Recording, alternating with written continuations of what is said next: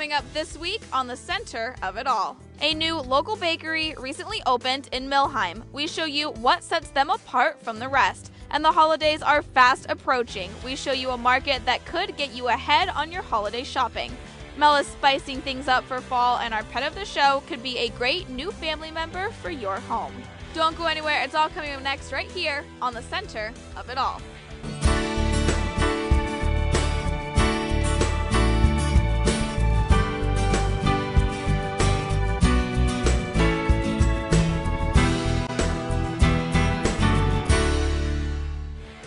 Welcome to the center of it all. We are getting outside and enjoying the cool, crisp fall air as much as we can before the winter weather sets in. Now, a local bakery recently opened just a few weeks ago, but it's their menu that's drawing people in. We sat down with the owner of Valley Girl Sweets to see where it all began. Valley Girl Sweets started about 6 years ago when I started doing the custom cakes from my home. And the name, everybody always asks me the name, but the name came from, because I live in Penns Valley and I'm a girl, so Valley Girl Sweets. I mean, it's as simple as that. I just really enjoyed doing the custom cakes for people and figured I can just kind of go from there. From there, led to baking things like donuts, muffins, biscottis, everything ready to go with your morning coffee. But it's what's inside or not inside her baked goods that makes Valley Girl Sweets stand out from normal bakeries. I'm gluten-free, not by choice. So just having to do it for myself and my family, just decided that, you know, I could do it for other people as well, because you can't get good tasting things. I mean, I'm not knocking anybody else, but to get a nice fresh cupcake is impossible anywhere you go. So I just thought I would, after renting this place to get the commercial space, decided that I would open it up to the public and just do strictly gluten-free. It's not just a few things on the menu. Everything she makes and sells is gluten-free. She even has a separate space strictly for her menu items. I have 2 separate kitchens, so I can bake both. The gluten kitchen is completely separate, has its own doorway, everything. So I can bake both if people want, but as far as for the retail, for them to come in here, it's all gluten-free. She says people in the community have responded really well and are excited to have a new business in their area. A lot love it. They love the fact that I brought a new business into Center Hall. They love the fact that it's a coffee shop. They can stop in and get their coffee. They love the fact that they can come in and get sweets, and believe it or not, a lot of people that come in here don't even realize that it's gluten-free. And then somebody else will come in and say, oh, what's all gluten-free? And we'll say everything, and they're like, really? So we've gotten a lot of great feedback on the taste, that they can't even tell it's gluten-free. When creating her menu, she wanted to know what the people in the community wanted to taste, what they wanted available to them. So she reached out through social media. I actually used Facebook, and I asked people. I asked people what they wanted or what they wanted to taste. I'd go into the one group for the State College gluten-free and ask them too. And I said, what would you all want? And that's kind of where it all started. Once she got the menu items, the next step was finding a recipe to make them. But she already knew where to go for that. It's just one more thing that gives this shop its own personal touch. Definitely gluten-free being one of them, but the second is bringing recipes that we grew up with to that gluten-free side of it. I mean, as far as snickerdoodles, you know, peanut butter with, you know, chocolate cake with peanut butter icing, you know, stuff that I grew up on, that my mom or my grandmother passed down recipes for, that I was able to make gluten-free. And probably the most unique menu item that definitely caught my eye, wine-infused coffee, but without the alcohol. It's soaked in the wine, then it's dried and brewed. I've had a few people say, I can't drink that, I'm driving. Like, there's no alcohol in it. It's gone. It just has the taste of the wine. It's a special kind of blend that you can't just pick up anywhere. She gets it shipped in from a friend in Napa Valley. But it doesn't just stop at donuts and muffins. She does custom orders as well. Name it, I can do it. I have people sending me pictures all the time of ideas that they want. I mean, I've done 3D cakes of Harley Quinn's face, sent it all the way down to Florida. I've done a cake for a little boy that I made it look like him but zombified it. I've done, 4-tier, 3-tier cakes. I mean, the possibilities are endless. I mean, people send me an idea and I make it. The best part of this, being able to take her love of art and transform it into something she can share with the people in her community. I decided I could take my art to edible art because I'm an artist. I paint, sculpt, draw, just edible art. People like it and the smiles on their face, and it's just rewarding. Has completely been mind-blowing because the feedback that I'm getting from people, being able to share stuff and get feedback from people and, you know, make them happy. It just, I don't know, it makes me so happy to see people smile and leave here and get the comments and the messages that I get just about how good the stuff is, and it makes me feel really good. She bakes so much we had to ask her, out of everything, what her favorite sweet treat is. Austrian chocolate balls, they're cookies. They're like fudgy cookies with almond chocolate on top. And her best-selling item?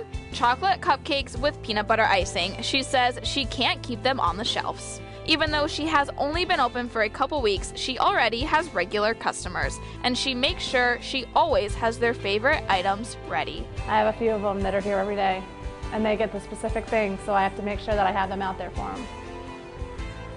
Even for coffees too. I mean, we have the same people coming in for the coffee too. For more information, visit her Facebook page at facebook.com/valleygirlsweets. When we come back, we show you a local market that could get you jump-started on your holiday shopping this season. Welcome back. Do you want to add a little Central PA touch to your gifts this year? We show you a place that is full of things made from people right here in the community. This is the first year for the market. We just opened a week ago or so. The idea has kind of been brewing for the last year.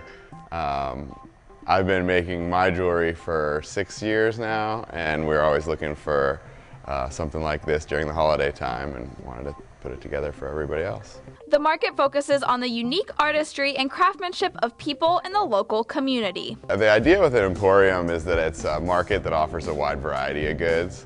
So we're focusing on a wide variety of local handmade items, from food to jewelry to soap, and kind of everywhere in between. Where are all these local goods located? Right in the Nittany Mall. When you walk into the space, you really get a feel of everything that Central PA has to offer, and that was the main goal. To see and understand that there is so much diverse things being created and made right here in this area.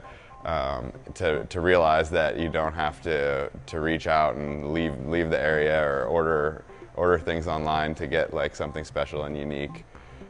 It's definitely something that we're trying to get across to people.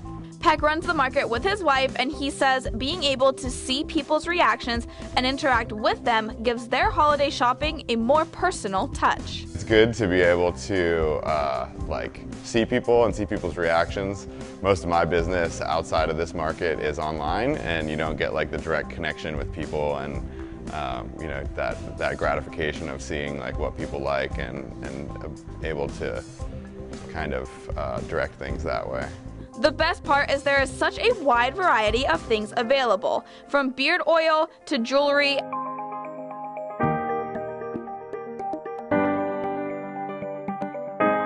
and local food like cheese, that they even have samples out for you to taste to make sure you are 100% happy with what you purchase. When coming up with the idea, they were a little nervous about launching it, but they decided the best thing was to just go for it. We've kind of changed directions, the project's definitely evolved as we went on.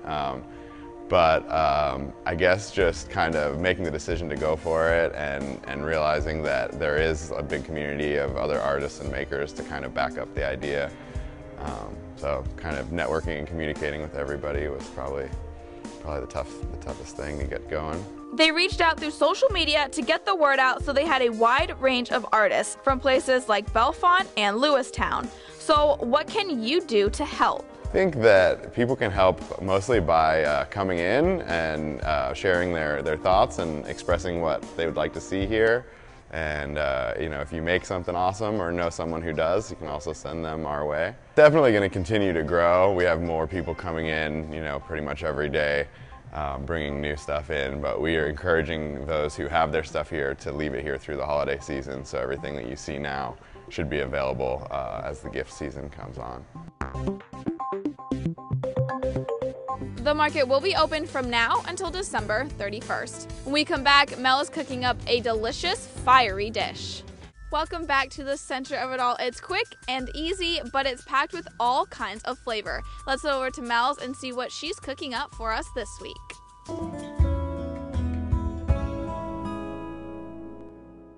Enchiladas are one of those Tex-Mex specialties that taste a little different everywhere you eat them. For those who don't know, enchiladas are lightly fried corn tortillas that can be filled with an endless variety of fillings before being rolled up and baked. Join me right here at the stovetop this morning and watch while I make my kid and tailgate tested New Mexico style ground beef enchiladas. Put down that can of store-bought enchilada sauce. There's absolutely no reason to buy it unless you don't know how easy it is to make at home. The word enchilada comes from the word enchilar, which means to add chili pepper to. And New Mexico style enchilada sauce is a red-based sauce made from chili powder. I've got a 1-quart stock pot on the stove today, and it's a 1-quart saucepan actually, and I'm going to put this over medium-high heat, and I've got 2 tablespoons of oil added to it. I'm using avocado oil today, but feel free to use anything neutral, canola, vegetable, sunflower, whatever you like. And what I'm going to do is I'm going to whisk in 2 tablespoons of flour. And we're going to start by making a roux. Starting to brown up around the sides, get nice and bubbly. It's going to get very thick and pasty. And the reason we're letting this go with a full minute is what we want to do is we want to cook the taste of flour, that bland taste of flour out of it. We don't want to taste flour in our enchilada sauce. Really frothy now. Okay, this is looking really, really good here. Get in around the sides of this. It'll start turning just a little bit light brownish, which is great. Okay, now I'm going to turn this down way low, way low. And I'm going to add my spices. And I've got here 5 tablespoons of chili powder. And to that there's cumin, there's garlic powder, onion powder, there's sugar, salt, and black pepper, and that's a lot of spices going in there. And now we're just going to stir this. And the only word I can use is this is going to look really funky. It's going to be in real big pieces and big blotches. But we want to get all of that flavor incorporated into the flour. And now I'm going to add to this real slowly, 2 cups of beef broth. Now I'm adding beef broth today because I'm making ground beef enchiladas. If I were making chicken enchiladas, I'd be adding chicken broth. If I were making seafood enchiladas, I'd be adding vegetable stock. And one last item, a tablespoon of white vinegar to give it its classic vinegary tang.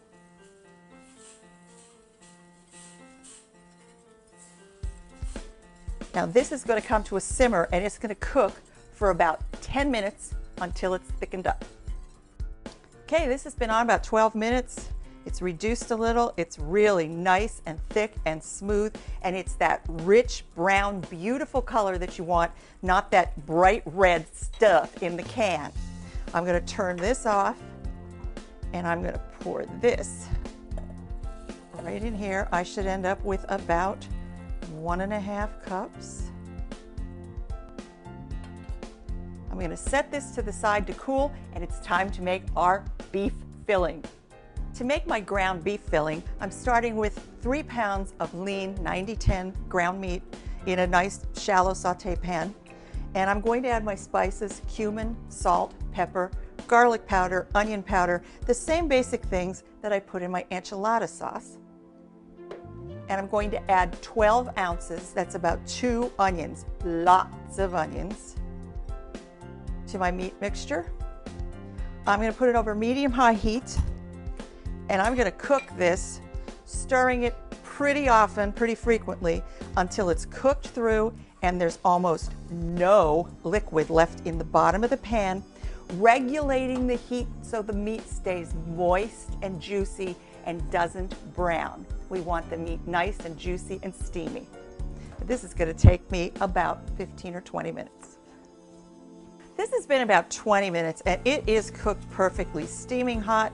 It's hard to get a camera angle on that, but there's almost no liquid left in the bottom of that pan, just a little coating.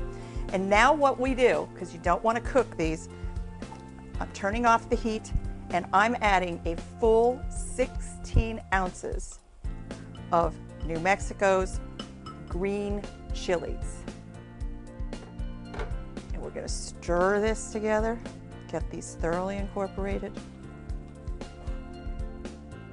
I'm going to put a lid on this, set it to the back of the stove, and we're going to fry our corn tortillas. I'm starting with an 8-inch skillet non-stick on my stovetop. I'm putting it over medium-high heat, and I'm going to fry my corn tortillas, but I'm going to lightly fry them. I don't want to brown them, but a corn tortilla as is, it'll crack if you turn it. You want to cook these just to make them soft and pliable so that they won't crack when you roll them up. And you want to do it to enhance their flavor. It's going to bring up the flavor of the corn in the tortillas. So I'm just going to put that in the skillet over medium-high heat, and I'm going to fry these on both sides, flipping them back a couple of times for about a minute to a minute and a half a piece. Now I've flipped this once or twice, and as you can see, it's starting to bubble up in random spots on both sides. That's exactly what we're looking for. The bubbles, the air bubbles. And keep flipping. You might flip it 3 or 4 times. That's exactly what you want. You're not looking to get this browned, but you can be able to smell the flavor of the corn. That's been about a minute. That's good. That's all we're looking for. Soft, pliable, aromatic. And I'm just going to repeat this with 11 more of them. I'm making 12 enchiladas today, and I'm just going to keep stacking them on a plate as I work. Well, I've set up my assembly line. And what I like to do is use 2 8 by 8 inch square pans instead of 1 13 by 9 inch pan to make 12 enchiladas. The extra space that I get, 16 inches instead of 13, means that 6 enchiladas will fit in each pan perfectly and they'll bake up beautifully. They won't be squeezed together to oblivion. And I'm going to just pick up a corn tortilla and I'm going to place it on the plate and I'm going to paint it with enchilada sauce on both sides. And this is, your girls, you're going to get your fingertips all full of this red brown sauce. Now originally in Mexico, the corn tortillas are dipped in the sauce, so it really soaks up a ton of the sauce. But my homemade sauce is so flavorful that I'm just giving it a nice light coating. And when enchiladas originated, they were sold in Mexico as simply unfilled. They were just dipped in sauce, rolled, and sold on the streets. So we've got a nice painting of enchilada sauce on there. And now I'm going to put 1/3 cup of filling, my real flavorful, I call it my beef, lots of onion and green chili enchilada filling, across the center of the enchilada, just like that. And I'm going to top it with about 2 tablespoons of, I'm using habanero cheddar to make them nice and spicy. Just pick up 2 sides, pull them together over the top. I'm going to grab it by the corners and I'm going to put it seam side down in this pan. And I'm just going to keep wrapping and rolling till all 12 of them are sitting side by side in both pans. I filled and rolled all 12 of my enchiladas and washed my hands too. I drizzled 1/2 cup of my enchilada sauce over the top of each pan, and I put 1 cup of grated habanero cheese over the top. I'm popping these in a 350-degree oven for 18 to 20 minutes, just until the filling's heated through and the cheese is all melted and bubbly, and then it's time to eat. Everybody has a favorite sauce or filling for their enchiladas. Some like it spicy, some like it mild. Some like ground beef, others like pork. Still others like chicken. That said, while you might prefer flour tortillas in a whole host of other Mexican dishes, if you're not making enchiladas with corn tortillas, you're not making enchiladas. And that's the whole enchilada. For these and all of my recipes, just go to my website.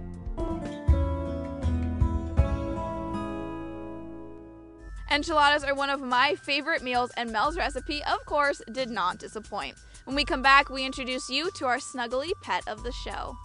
Welcome back. Are you thinking about adding a new member to your family this season? We could have just the furry friend you're looking for. Let's head over to Nittany Beagle Rescue and see who they have for this week's pet of the show. Thanks, Alicia. I'm here with Rufus from the Nittany Beagle Rescue. He's a 6-year-old male.